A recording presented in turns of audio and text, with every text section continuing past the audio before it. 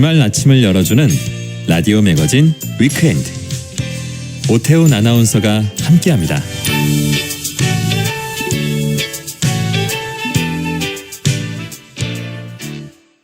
네, 일상에서 발견하는 실용 인문학 이야기를 나눕니다. 생활 속의 인문학. 인문학 저자 이호건 작가 나오셨습니다. 어서 오십시오. 네, 안녕하세요. 오늘은 무슨 이야기를 합니까? 예, 오늘은 속물이라는 주제로 이야기할까 합니다. 속물. 예, 속물은 말 그대로 속된 물건이란 뜻이죠. 예. 근데 이제 이 표현을 사람에게 사용할 경우에는 교양이 없거나 식견이 좁고 세속적인 일에만 신경을 쓰는 사람을 일컫습니다. 웬만하면 우리가 속물 그러면 사람을 주로 쓰는 것 맞습니다. 같아요. 그렇게 네. 씁니다. 네. 근데 이제 이 세속적이란 말도 실은 세상의 일반적인 풍속을 따르는 것을 의미하는 중립적인 표현인데요. 네. 이제 실제 용법에서는 좀 부정적인 그러네요. 뉘앙스가 많죠. 네. 그래서 현실에서 속물이란 표현은 속된 것을 지나치게 탐하는 사람이라는 뜻으로 사용됩니다. 근데 이제 흔히 사람들이 생각하는 세속적인 것에는 돈, 네. 명예, 네. 권력, 사회적 지위와 같은 것들이 포함되는데요. 이 중에서 돈이 세속적인 것의 끝판왕이라고 할 수 있겠습니다. 왜 돈 싫어하는 사람은 없잖아요. 그죠? 예. 그래서 사람들이 공통으로 원하는 세속적인 게 바로 돈인데요. 그런데 이제 지나치게 대놓고 돈만 밝히면 자칫 속물이라는 오명을 쓸 수도 있습니다. 해서 돈을 밝히더라도 대놓고 하기보다는 몰래 탐하는 경우가 적지 않습니다. 네. 근데 이제 이 대목에서 한번 생각해 보시죠. 우리가 사는 세상에는 속물인 사람이 많을까요? 속물이 아닌 사람이 많을까요? 다 속물이죠. 그렇죠. 티가 나냐 안 나냐 그 차이지. 그렇죠? 예. 다 속물이에요. 예, 저도 속물이고. 예, 맞습니다. 예, 예. 다 조금씩은 있죠. 그죠? 예, 예. 옛 속담에 이런 얘기가 있잖아요. 정승집 개가 죽으면 사람이 몰려들지만 정승이 죽으면 한 명도 오지 않는다. 이 말은 권력과 인심이 얼마나 덧없는지를 보여주는 속담이기도 하지만 네. 한편으로는 사람들이 얼마나 속물인지 보여주는 속담이기도 합니다. 정성이 살아있을 때는 그 집 개만 죽어도 조문을 가서 막 얼굴을 비치는데 네. 정작 당사자가 죽으면 더 이상 얻을 게 없다라고 생각해서 발길을 끊어버리죠. 그만큼 속물이 많다라는 뜻입니다. 하지만 모든 사람이 속물인 건 아닙니다. 네. 대체로 아이들이 속물인 경우는 거의 없거든요. 애들이요? 예. 애들은 속물이 아닙니다. 그래서 이 얘기는 생택지페리의 어린 왕자에 이런 대목이 나오는데 네. 이 부분은 조금 길어서 오태훈 아나운서께서 한번 읽어주시겠습니까? 이 부분이에요. 예. 네. 어른들은 숫자를 좋아한다. 어른들에게 새로 사귄 친구 이야기를 하면 어른들은 제일 중요한 것은 도무지 묻지 않는다. 어른들은 그 친구의 목소리가 어떠냐, 무슨 장난을 좋아하느냐, 나비를 수집하느냐 이렇게 말하는 일은 절대로 없다. 나이가 몇이냐, 형제가 몇이냐, 몸무게가 얼마냐, 그의 아버지가 얼마나 버느냐 하는 것이 어른들이 묻는 말이다. 만약 어른들에게 창틀에는 제라늄이 피어 있고 지붕에는 비둘기들이 놀고 있는 아름다운 붉은 벽돌집을 보았다라고 하면 어른들은 그 집이 어떻게 생겼는지 상상하지 못한다. 10만 프랑짜리 집을 보았다라고 해야 그들은 참으로 훌륭하구나 하고 감탄한다. 예, 느낌이 오시죠, 그죠? 속물이죠, 예. 어른들은. 맞습니다. 네. 친구나 집을 볼 때 아이와 어른이 보는 관점이 이렇게 서로 다릅니다. 네. 아이들은 친구를 볼 때 먼저 친구의 목소리나 성격, 취미 등 주로 내면과 관련된 것에 집중을 하죠. 반면 어른들은 외형적인 것을 먼저 생각합니다. 가령 친구 아버지는 돈을 얼마나 버는지, 재산은 얼마인지, 친구가 사는 아파트는 몇 평인지 등을 궁금해하죠.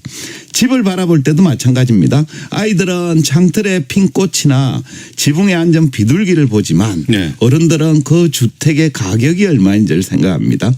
이처럼 아이들은 대개 속물과는 거리가 먼데요. 하지만 안타깝게도 그런 아이들도 어른이 되면서 점점 달라지는 경우가 많습니다. 네. 철학자이자 작가인 알랭드 보통이 불안이란 책에서 이렇게 적고 있습니다. 어른들이 된다는 것은 속물들이 지배하는 세계에서 우리 자리를 차지한다는 의미이다. 그러니까 알랭드 보통은 사람이 어른이 되면서 속물로 변한다라고 본 거죠. 그러네요. 왜 어른이 되면 속물로 변하죠? 예. 알랭드 보통에 따르면 사람들은 어른이 되면서 지위에 대한 불안 때문에 타인의 시선을 의식할 수밖에 없죠. 그래서 어른들은 그 불안을 없애기 위해 돈이나 지위, 권력이나 명성 등 세속적인 것을 추구하게 되는데 그 과정에서 점차 속물로 변하고 만다는 거죠. 해서 정도의 차이는 물론 있겠지만 어른들은 대개 속물이라고 봐도 크게 틀리지 않습니다. 근데 이제 한편 어른들은 누구나 속물 건성을 가지고 있지만 그런 사실을 겉으로 잘 드러내지는 않습니다. 티 안 나요. 예, 그죠. 네. 왜냐하면 속물이라는 평가 속에는 당사자를 경멸하려는 의도가 들어있기 때문입니다. 따라서 어른들은 세속적인 걸 추구하긴 하되 대부분 그걸 드러내지 않고 조용히 추구하는 경우가 많습니다. 네. 예컨대 왜 딸이 부모에게 남자친구를 처음 소개하는 자리입니다. 네. 거기서 부모가 남자친구에게 직접 민감한 사항을 물어보는 경우는 별로 없습니다. 하지만 자리를 파고 집에 돌아오면 네. 남친 연봉은 얼마냐, 뭐 집은 있냐, 집안에 돈은 많냐라는 걸 딸에게 물어보죠. 이런 태도도 속물이라는 걸 보여주는 증거에 해당하겠습니다. 그 부분인데 대다수의 어른들 네. 거의 다는 다 속물이에요. 네. 또 속물이 왜 속물을 경멸할까요? 그렇죠. 근데 이제 사람들이 속물을 경박하게 생각하고 멸시하는 이유는 그가 단지 세속적인 물건을 탐하기 때문만은 아닙니다. 보다 근본적인 이유는 세속적인 걸 많이 가진 사람하고 적게 가진 사람을 네. 차별한다라는 데 있습니다. 그러니까 예컨대 돈에 대해 속물 건성을 가진 사람은 자기보다 돈이 많은 사람에겐 굽실거리지만 자기보다 돈 없는 사람에겐 좀 거만하게 굴면서 멸시하기도 하죠. 그죠? 사마천 사기 화식 열전에 이런 말이 나옵니다. 한번 들어보십시오. 무릇 사람들은 자기보다 10배 부자에 대해서는 헐떴지만 100배가 되면 두려워하고 1000배가 되면 그의 일을 해주고 10,000배가 되면 그의 노예가 된다. 그러니까 옛날에도 돈 앞에서 속물처럼 행동하는 사람 꽤 있었나 봅니다.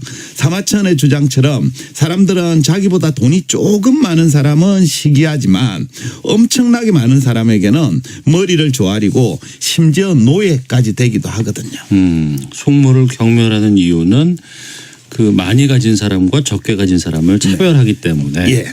그런 게 있고요. 또 다른 이유가 있어요? 예, 또 다른 문제점은 사람들이 가진 소유물이나 사회적 지위를 그 당사자 인간의 가치와 동일하게 본다는 데 있습니다.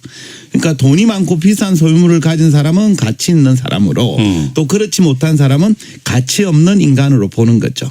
이처럼 인간을 인간 그 자체로 보지 않고 그 사람이 가진 소유물이나 외형적인 것으로 평가하는 게 속물의 기본적 속성입니다. 네.